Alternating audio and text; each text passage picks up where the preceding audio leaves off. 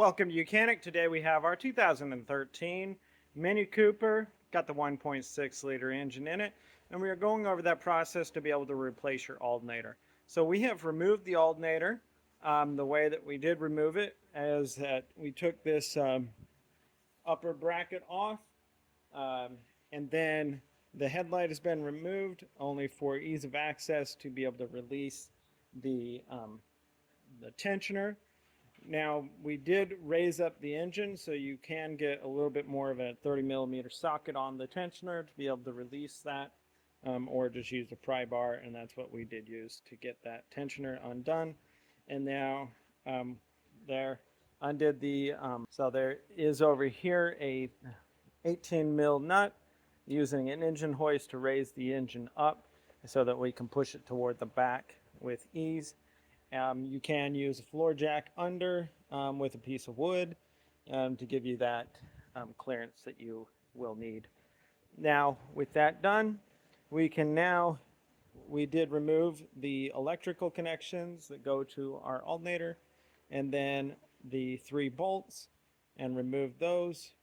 2 bolts on top, then we could get the tensioner off, and then the 1 bolt on the bottom here, which is a little tight to get to, being the AC line that's right here. So we were able to get that removed also, and then we were able to spin it and bring it up the top here. Also, we had to remove the variable valve sensor that goes right here, and those are all components that we removed to get the alternator up the top through here.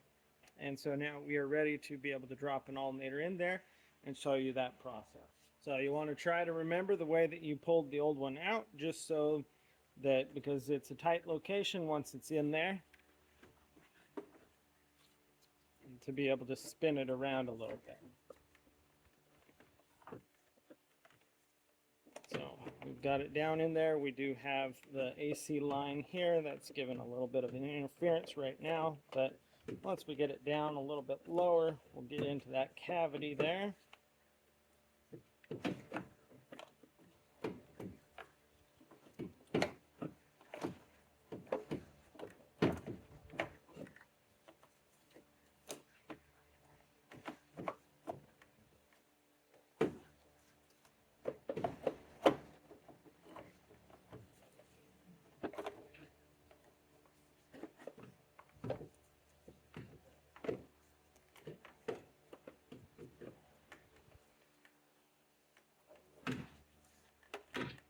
Okay, so we have it pretty much situated in there. Bringing it up to it. Now, before we get it completely put together, we do have these glides that will slide into there, but we need to get the bottom bolt in there for the most part, because we don't have the clearance once it's slid in there with that AC line down there.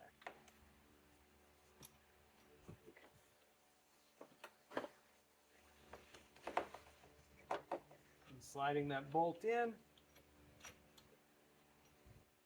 and now being able to maneuver the alternator into place. We're going to have to probably push this bolt back a teeny bit.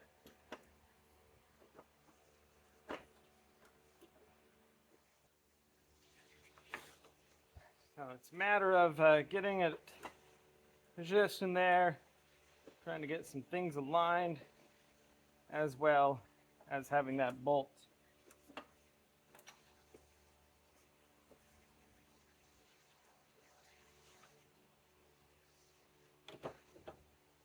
in there.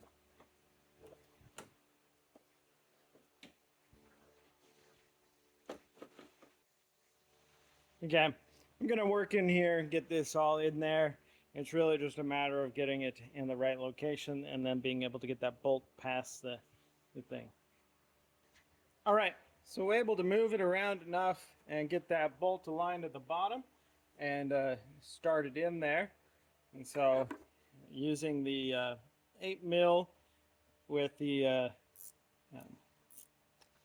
12 point on it, and now we can bring that bolt in and tighten it up.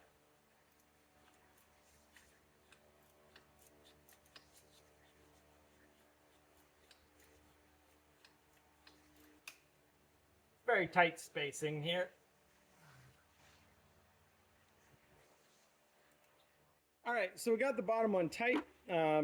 It's just tight spot and to work in. And so now let's go ahead and bring our electrical connections over because they need to run behind the tensioner, and it'll make it easier to get this put in now than later. And then we have that connector, but let's get our 13 mil nut on here.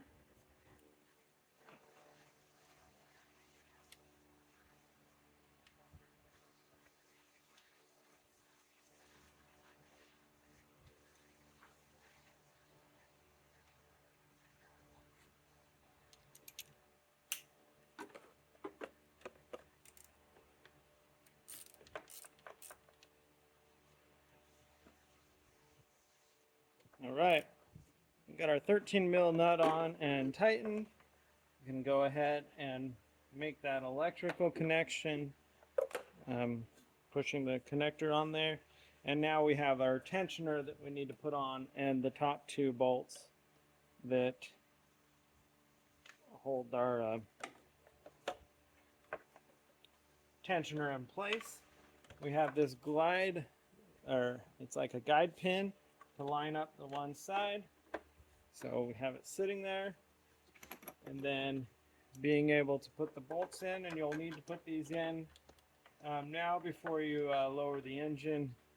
Otherwise you don't have the space if this is the one way to do it.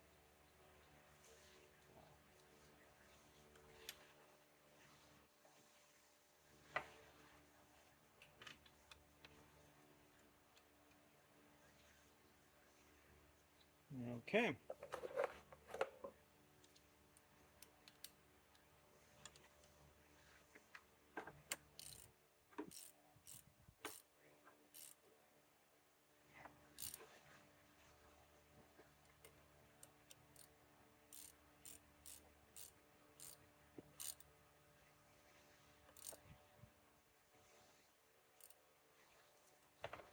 And just a note, if you're replacing the alternator, it might be a good idea to replace your tensioner and your serpentine belt at the same time. But if not, we just put the old one back on, and then we'll now be able to lower the engine into place. Just note, don't forget to put your variable valve sensor back in if you did remove that to get it out. And so just be able to line that up. And over there, and then you have the T30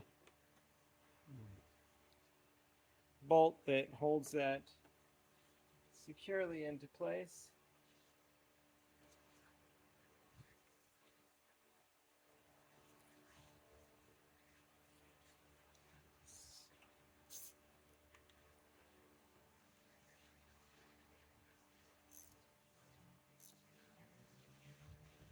Okay, so that's snug into place. We do have a T20. It's going to hold this back on when we get this dropped down. So now we're able to bring the engine back over the motor mount. So we're going to pull our engine forward. Again, if you're using use a floor jack, you can do the same if pulling it forward, and as well as if you have it in hoist. So we're going to bring it forward.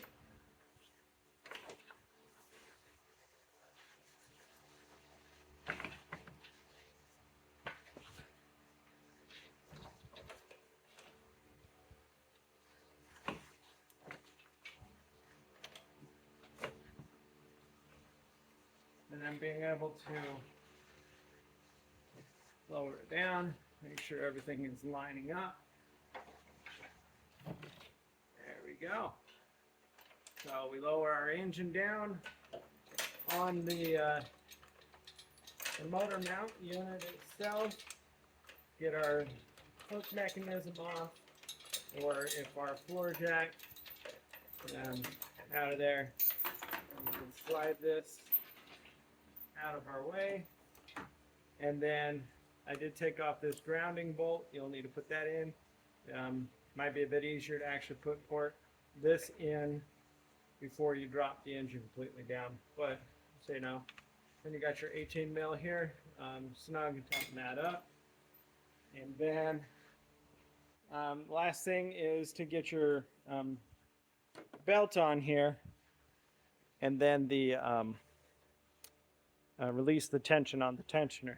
So we have our belt diagram here for this particular engine on the 1.6.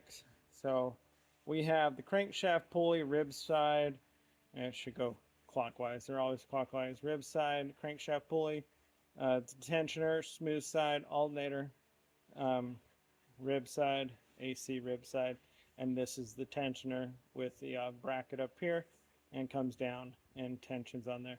So we'll get the belt back around. We only took it off of this belt, so we'll just have to get it up here and then tension. This is another type of tensioner that it drives the water pump. So this rides on the belt here, the back side of the belt, and then as this spins, it spins our water pump in the clockwise fashion there too. So let's go ahead and get the belt around the proper pulleys here.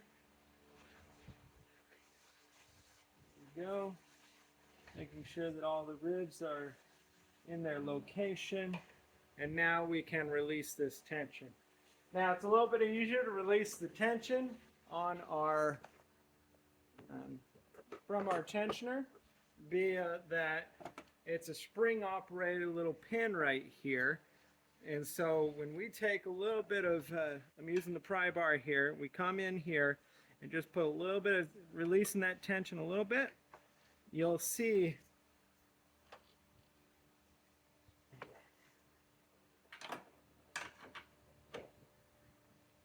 the pin will back out. There we go. And that is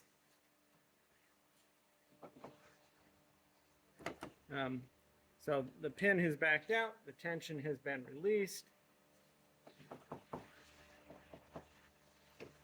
and get my pry bar back. There we go. Get our pry bar out of there, and that'd be how you replace your alternator on your 2013 Mini Cooper. That is one method to be able to replace your alternator by bringing it up to the top here. And this is the pin that backs out when you release that tension. Thanks for watching, Mechanic, where you can be the mechanic.